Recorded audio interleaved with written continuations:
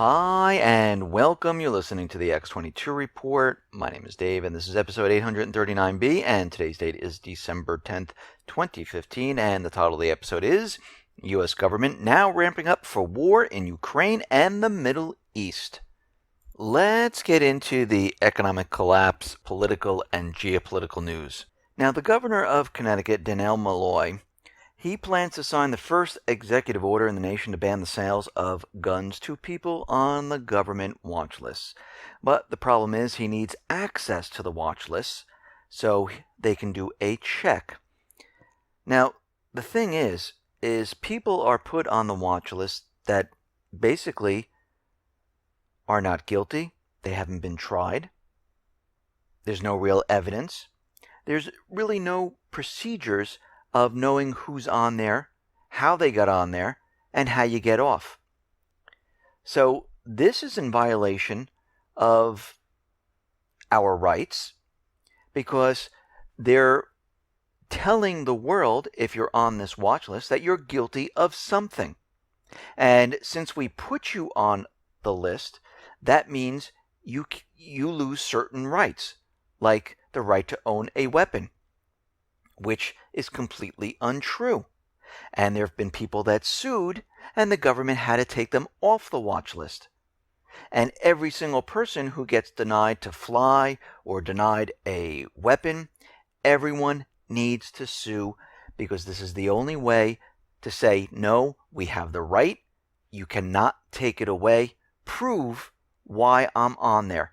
Show me where a judge or a jury of my peers convicted me. If otherwise, take me off the list. But of course, they're hoping that no one challenges them, and they're going to just continually do whatever they need to do until the rest of the country says enough is enough.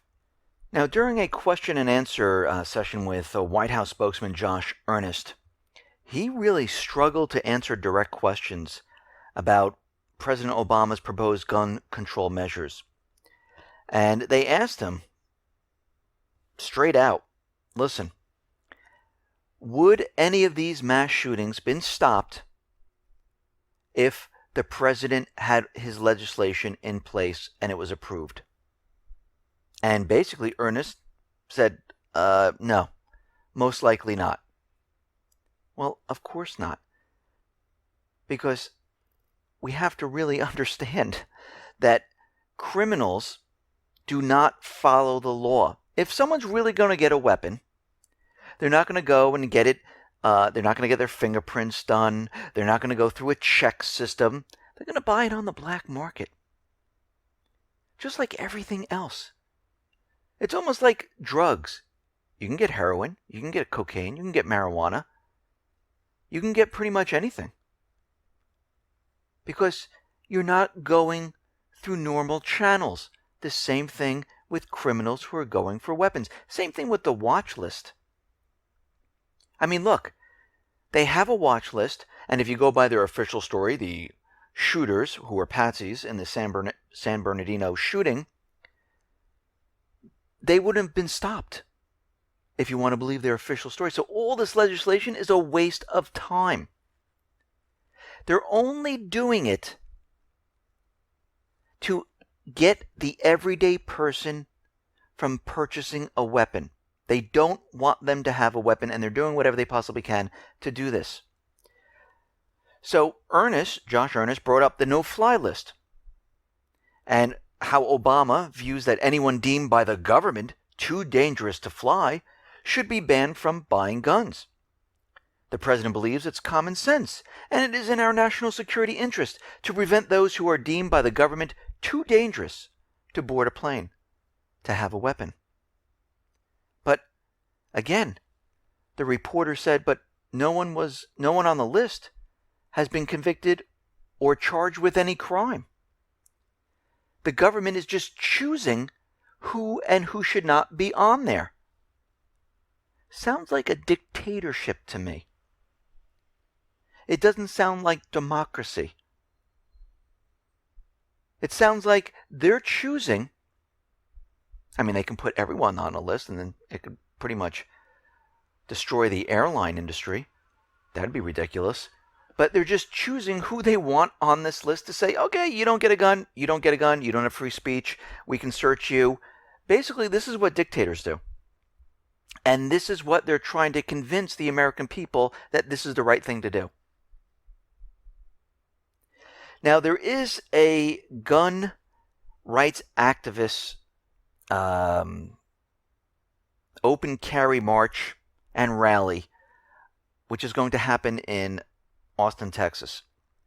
And they're going to stage a fake mass shooting theatrical event at the University of Texas. And I think we need to be very, very careful of this because everyone's coming with their weapons, open carry. And this would be a perfect time for agent provocateurs to come in and stage a real mass shooting while a fake one is going on, to show the world why this isn't a good idea to have open carry. So we're going to have to watch this very, very carefully. And what's happening is multiple gun right groups in Austin, Texas will participate in an event on Saturday to protest the gun-free zones. So hopefully nothing happens, but this is something that we need to look at and see if they're going to try to do something there.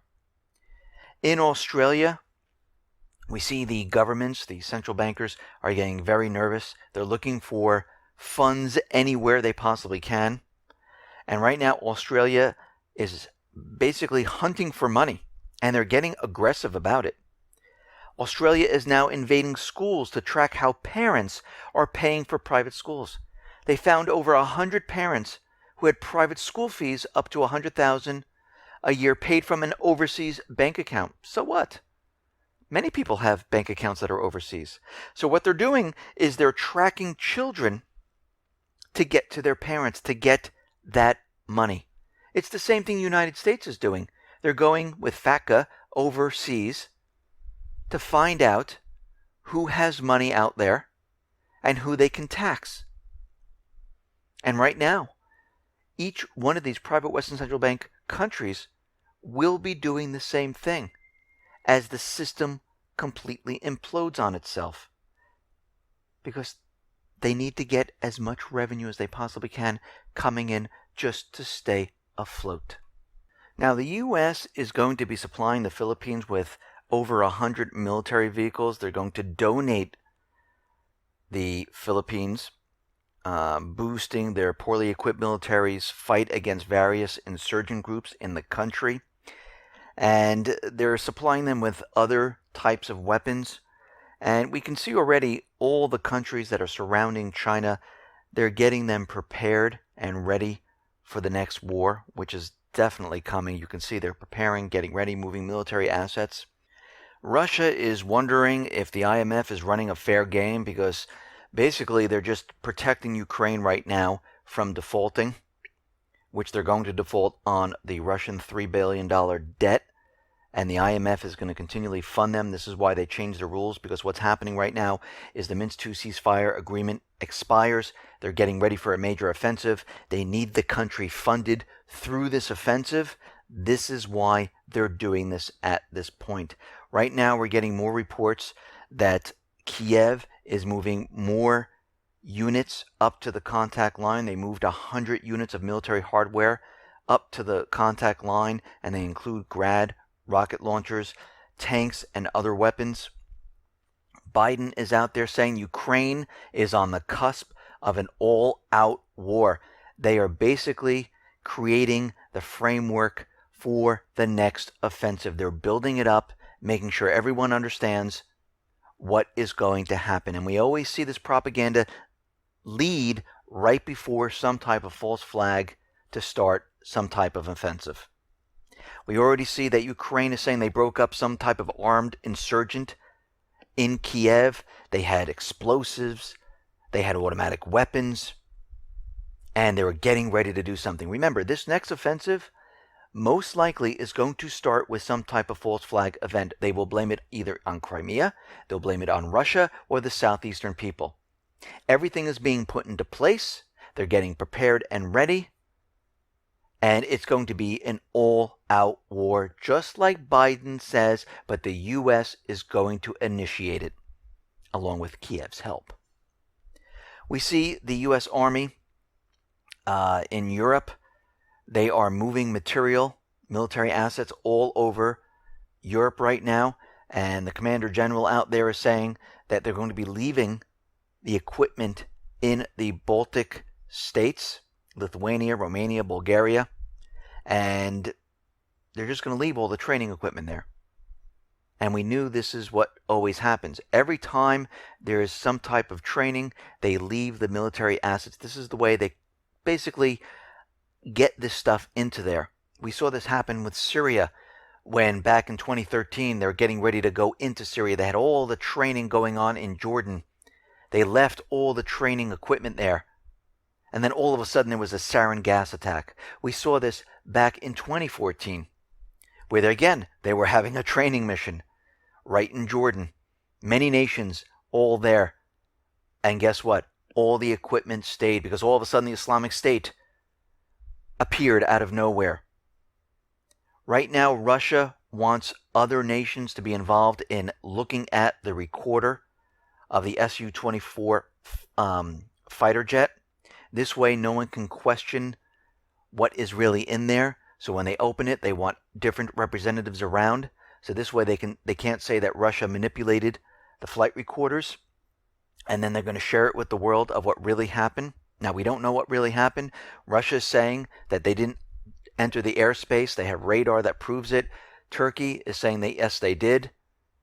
But again, Turkey violated Greece's airspace, over 2,000 times. Greece has never shot down a jet.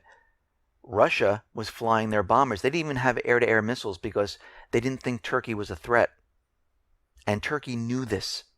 They knew when this jet was going to be in that area. It was a setup.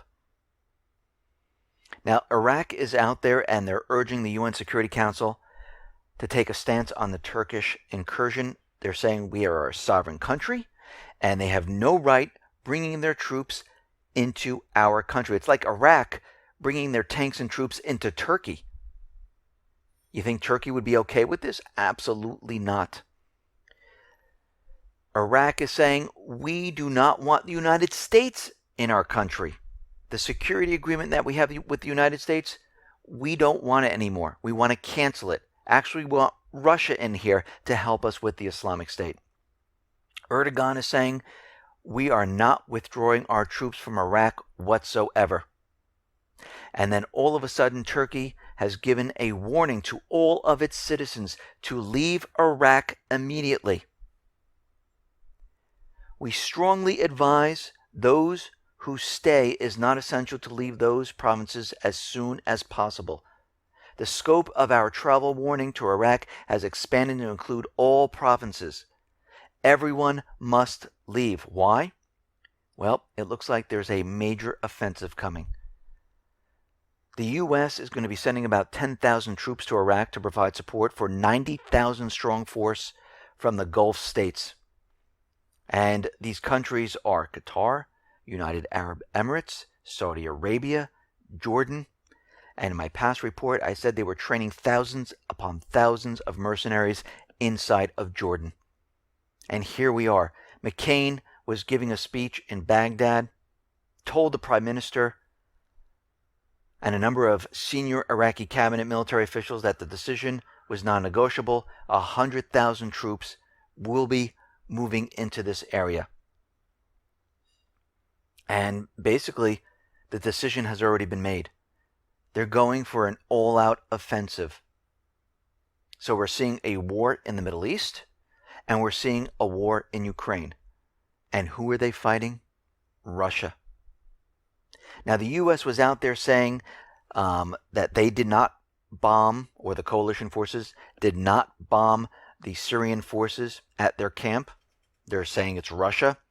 But there's a problem with that. There were 9 missiles that were fired into the area, so it wasn't done by mistake.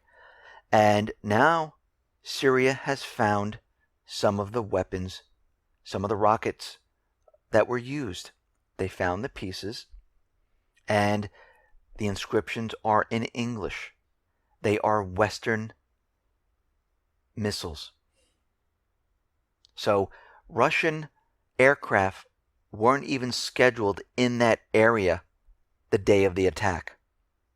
So right now, again, the United States came in, thought they wouldn't be discovered, fired their missiles into this area to push back the Syrian army. We know they're not going after the Islamic State. We know they're hitting the infrastructure. And we know their goal has always been the same. Get Assad. How are you going to get Assad? You got to get rid of his army. You got to hit his army. And this is what they're doing. Now, Putin came out with a remark that, he could attach nuclear weapons to his ballistic missiles that they're using in Syria, and he could use them against the Islamic State. Well, this is kind of a warning to the United States, to Turkey, that, these high precision weapons could be fitted with nuclear weapons. Now, is he going to do this? No. What would be the purpose? What would be the purpose to fire a nuclear weapon inside Syria? It wouldn't make sense. And of course, the propaganda is running wild with this. Right now, he's pushing the Islamic State completely out of Syria. We're already seeing Qatar. We're seeing Turkey, the United States airlifting the Islamic State out, bringing them into Yemen, into Libya. We know Baghdadi, a.k.a. Elliot Scheiman, a Mossad agent, has already been airlifted into Libya. They're in Sirte, in Libya. And we can see already the Islamic State is pretty much done at this point.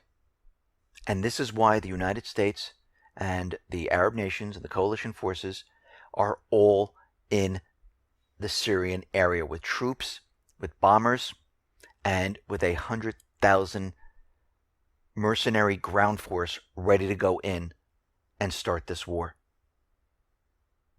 We see the Air Force is basically searching for these Afghan trainees. They went missing, 2 of them, and they're being sought by federal and local law enforcement agencies. And basically, the officials are not releasing the names or photographs of the 2 missing Afghan trainees, and they're searching for them. Now, I don't know if this was part of a bigger operation, but this is something that we need to look at and make sure we understand if something does happen. These 2 people are running loose in the country right now. As the economy continually declines and the Fed has no choice but to start bringing the economy down and collapsing it, they need to start a war. They need a false flag event. And we are definitely going to see something either by the end of this year or the first part of next year. And we'll probably see multiple events occur. Listen, everyone, thanks a lot for listening. Be well, be safe, and especially be prepared. Thanks a lot.